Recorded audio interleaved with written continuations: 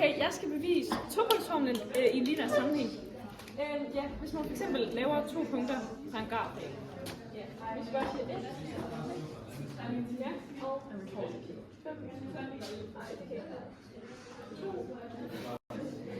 Ja, og så skal vi finde y og x. Ja, og så laver vi lige en graf, der sætter punkterne ind i. Og så lader vi at det målt op korrekt.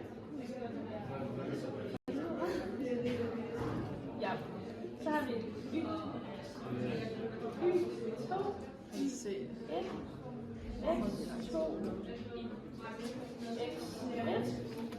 Og så skal vi jo bevise, hvordan vi har fundet formlen for topunktsformlen, eller den lineære sammenhæng.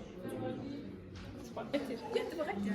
Det her er de formler, vi bruger til y1 og y2 herovre i grafen. Okay, for at finde ud af det her, bliver vi nødt til at minus højre og højre med venstre og venstre, for at finde ud af det her og sætte det sammen. Og jeg har sat det her i karakter, fordi at jeg vil ikke kun minus det her, men jeg vil minus det hele. Og fordi vi har 2 b'er, så udløser b og b hinanden. Så i den her med, så fjerner vi b, fordi de har udløst hinanden i den her linje. Vi har sat x'erne i parentes, og så skal vi dividere det med hinanden, fordi man kan lige så godt bare sige, at det her det vil være sådan det der. Ja. Så nu har vi fundet en endelig formel for topunktsformlen, som vi kan skrive med.